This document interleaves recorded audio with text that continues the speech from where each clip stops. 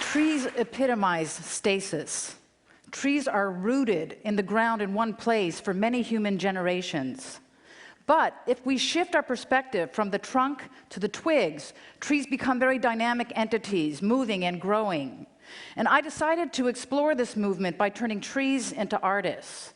I simply tied the end of a paintbrush onto a twig. I waited for the wind to come up and held up a canvas, and that produced art.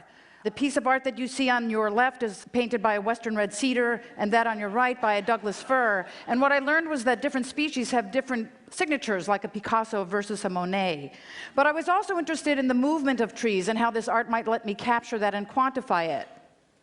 So to measure the distance that a single vine maple tree, which produced this painting, moved in a single year, I simply measured and summed each of those lines. I multiplied them by the number of twigs per branch and the number of branches per tree, and then divided that by the number of minutes per year. And so I was able to calculate how far a single tree moved in a single year. You might have a guess. The answer is actually 186,540 miles, or 7 times around the globe.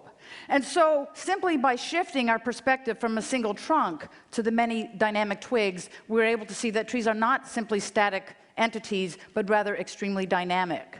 And I began to think about ways that we might consider this lesson of trees to consider other entities that are also static and stuck, but which cry for change and dynamicism.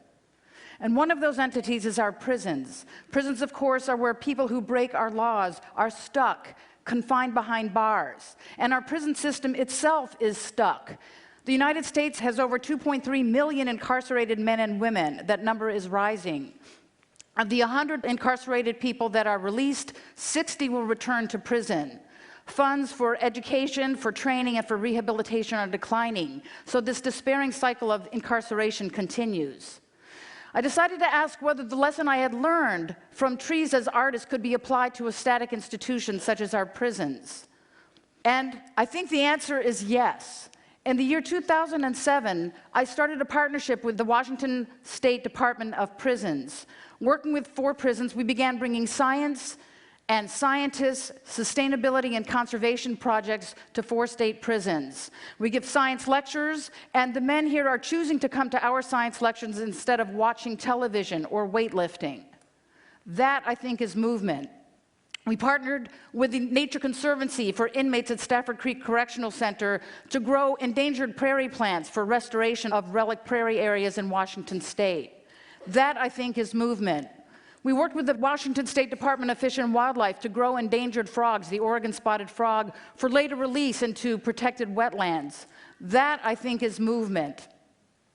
And just recently, we've begun to work with those men who are segregated in what we call supermax facilities. They've incurred violent infractions by becoming violent with guards and with other prisoners. They're kept in bare cells like this for 23 hours a day. When they have meetings with their review boards or mental health professionals, they're placed in immobile booths like this.